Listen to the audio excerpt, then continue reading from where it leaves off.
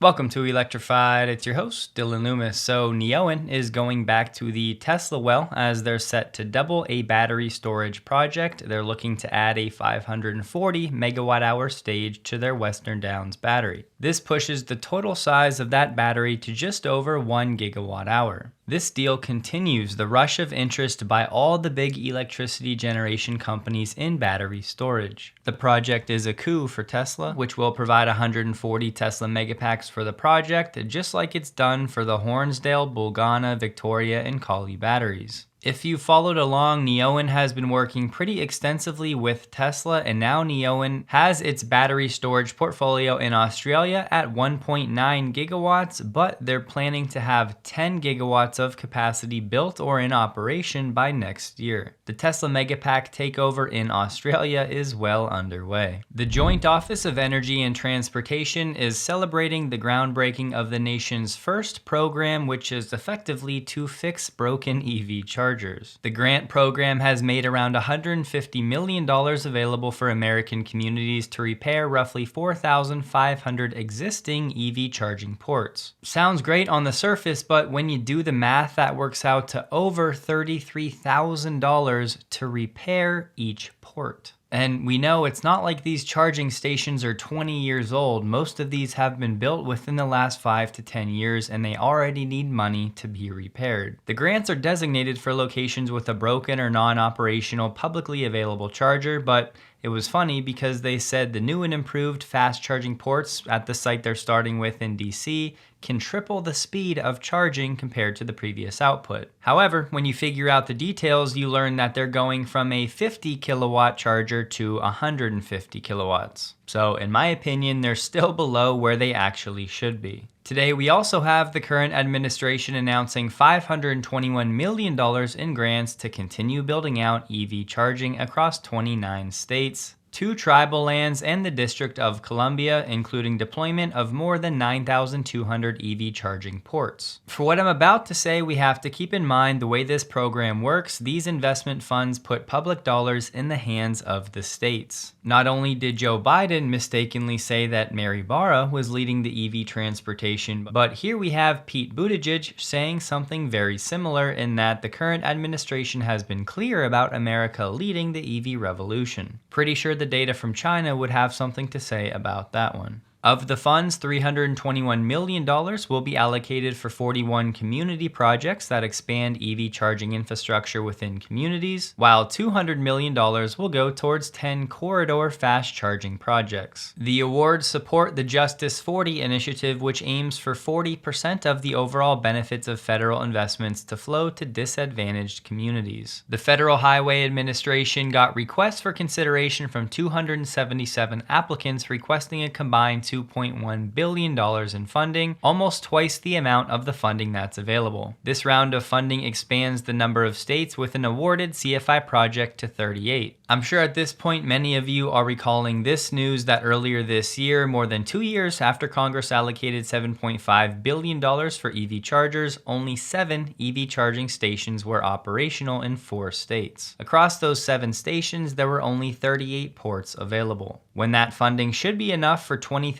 charging ports or around 5,000 stations. Now, there's certainly plenty of blame to go around, but we do need to also point the finger at the state level because 17 states at the time had not even issued proposals yet for the funds. The states need to submit plans to the current administration for approval, they have to get bids on the work, and then they actually award the funds. Some states are facing challenges getting permitting approval and electricity out to stations that may be in remote areas. As I said on X a few weeks back, the application process for the NEVI funding isn't even open yet in some states like Florida, which, by the way, is the second biggest state in the country when it comes to the number of EVs on the road. Now we just wait and see how effectively this next round of funding is over the next few years. For comparison, doing the math on these grants, it would work out to just over $56,600 for each charging port. But as we all know too well, oftentimes these advertised numbers don't actually come to fruition. These numbers really should be interpreted more as an uber bullish best case scenario. The Times put out an article highlighting why some of the other legacy OEMs still don't have access to the Tesla Supercharger network. It's largely because of software delays and hardware shortages. The former being that many of these legacy OEMs have to get their vehicles ready to communicate with the Tesla Superchargers, and the latter point is of course for the Tesla adapter. GM has told us they're expecting to finish their software coordination with Tesla sometime later this year. But then they would have to do extensive testing and approval before giving them to their customers in good faith. So it's likely much easier for them just to wait to get them from Tesla officially. And as an update, GM has said it continues to work in good faith with Tesla to finalize an agreement that offers a seamless Supercharger network experience for their customers. This may just have been corporate speak, but finalizing an agreement is a bit different than just working on the software. Again, on this front, I'm sure there's blame to go around. Partly it lies on the legacy OEMs figuring out the software, but Tesla may be to blame as well after the mass layoffs, which did obviously hit Tesla's supercharging team quite hard. They're likely understaffed and scrambling around figuring out new contacts with all of these different legacy OEMs, so that's likely a big reason for these delays. More and more Tesla owners with Hardware 3 are finally getting FSD 12.5.1.5, so let us know below if you've gotten yours yet. The weekly Tesla China data came in at 14,200 for the week. Comparing that to the same week in Q2, that number was 13,200. So quarter over quarter, Tesla China domestically is now up 29.4%. Week 8 in Q3 last year was 17,000, but if you look at the following 3 weeks, the comps are actually a bit easier than they were the prior 3 weeks. Despite the lower number this week compared to last year, looking at the year-over-year number, Tesla China is still up 10.3%.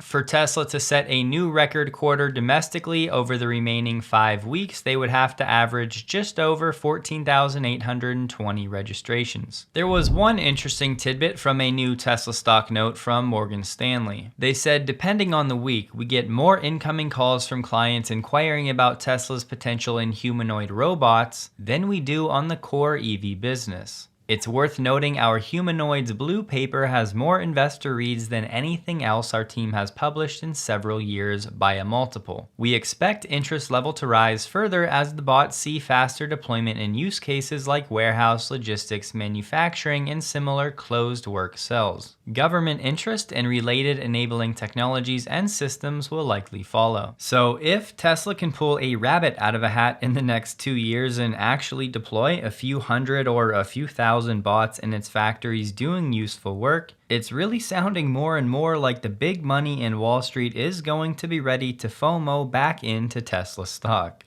As we've said, the early use cases for Optimus likely have far fewer edge cases than solving for autonomy, so there's still plenty of engineering and training to do for Optimus, but it's likely a much easier path to deploying a few thousand in a specific use case than flipping the switch to unsupervised FSD. There's a report out there that the CEO of the Las Vegas Convention and Visitors Authority said the plan is to begin the early stages of autonomous driving within the boring system using the Tesla vehicles. He said hopefully this will get started just lightly using a driver assistance tool by the end of this year, but there's still no timeline associated with when full autonomy will be implemented in the system. Unfortunately, we don't know if Steve Hill has some insider information or he's just speculating. Now, if you've been following along, you may remember back in 2022, we heard the same thing from Elon saying that FSD may come to the boring tunnels by the end of 2022. And honestly, unless it's a regulatory issue, I have questions about this because it seems like one of the most straightforward, easiest use cases for FSD. There's not really traffic, weather, pedestrians, any of that, maybe other than where the passengers actually get into the vehicle. So given they're still figuring out FSD in a supervised fashion with the driver, my guess is it has to be something with regulations. Either way, if they figure it out, it would be some decent marketing, as earlier this year we learned learned that the Boring Company gave rides to 2 million passengers in the Vegas loop just a little over 1 year after it surpassed 1 million passengers. The La Crescent police chief, which is in Houston County, Minnesota, shared a picture of their new Model Y. The police chief said the officers love it and it's good for the city. But I really wanted to highlight something I found a bit comical. He said it's like a souped up golf cart that runs on battery. Now, in the context, he was attempting to speak positively about the Model Y, but in the early days of EVs, you'll remember many of the skeptics would refer to EVs as glorified golf carts, so it's just funny that that line of thinking has come back around. Here's our periodic reminder to stay vigilant out there with Tesla's FSD, as Bradford from Rebellionaire shared a video where he had to disengage because FSD was not yielding for a bus with the flashing red and the stop sign out. Honestly, the way I see it, these are the situations where FSD should be ultra cautious. In an event where there could be kids darting across the road, you just never know. Right now, if you go to order a Model X all-wheel drive variant and you include FSD for $8,000, you can then get one paid upgrade option for free. So if I click the 6-seat interior, which is usually $6,500, it's actually included. And if you take advantage of this deal and you use somebody's referral link, it looks like it bumps you under the $80,000 price cap, which means it would be eligible for the $7,500 credit. And if you need a link, I still have a few available for now. It's linked below. There was an article talking about Lexus working on a new brand style, and they're going to focus on body rigidity with future models. But I just wanted to highlight, they said this project has been in the works since 2018, and that engineers are still testing the tweaks and plan to roll out the advancements with annual model changes and mid-cycle updates. So yes, that's 6 years they've been spending working on these upgrades that aren't even fully rolled out yet. They said while Lexus has lagged Tesla on digital tech and historically trailed the Germans in drivability, industry watchers say Lexus is making strides against the Germans. They also said gigacasting is expected to be employed to manufacture those next-gen platforms. If for whatever reason you needed some more evidence that legacy OEMs move quite slowly, there you go. Canoo has decided to close its office in Los Angeles and they're now moving to Justin, Texas. But simultaneously, their chief technology officer has left the company. What that means is now there's only one member of the original founding team still at the company. Canoo has delivered some delivery vehicles to the US Postal Service, but they still have plenty work ahead and they only have about $19 million on their balance sheet at the end of Q2. The price for a CCS Combo 1 adapter on the Tesla shop has been cut by roughly 50% down to $125. To touch on Starlink in case they ever do IPO and Tesla investors get early access, Alex was highlighting how Starlink's direct-to-cell tech will be able to send emergency alerts to all wireless users in cellular dead zones, even if they have not signed up for the service. To which Elon said this could help a lot of people if they're stranded in the wilderness. After thinking it through, Starlink will provide emergency services access for mobile phones for people in distress for free. This applies worldwide, subject to approval by country governments. XPeng just announced they're releasing its mass market brand Mona, which stands for Made of New AI. The brand will start selling some models for under $17,000. Converting to the EPA cycle, the vehicle would likely be in the mid-200s when it comes to range. The company has not yet specified a launch date for the standard version of the car. They did say the Mona MO3 will use a range of sensors, cameras, and a LiDAR. Just something to note, in the article they did say Tesla's FSD is not fully accessible in China, although it's widely expected to be released in the coming months. That could just be more speculation based on hearsay, but there have been some signs pointing that direction. XPeng also announced they'll be launching the brand's humanoid robot later this year in October. So, taking yet another page directly out of the Tesla playbook.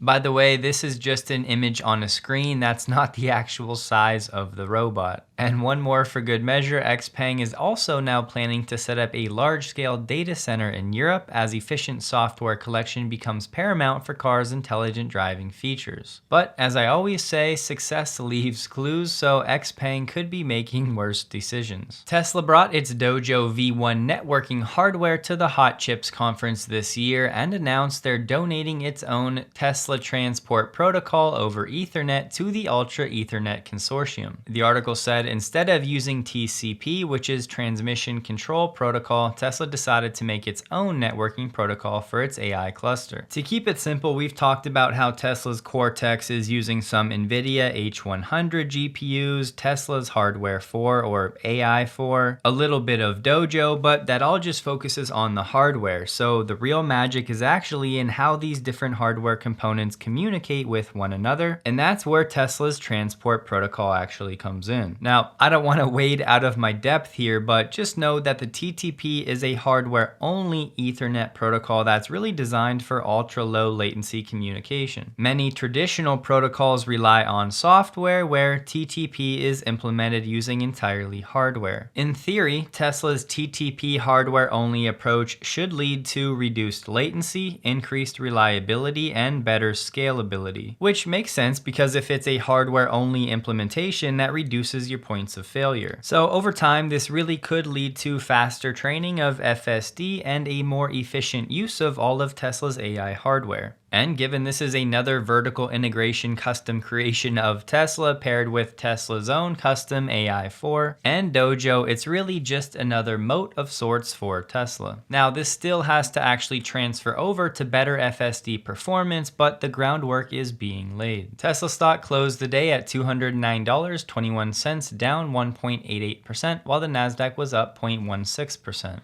It was another lower volume day for Tesla, trading about 25 million shares below the average volume the past 30 days. Hope you guys have a wonderful day. Please like the video if you did. You can find me on X linked below, and a huge thank you to all of my Patreon supporters.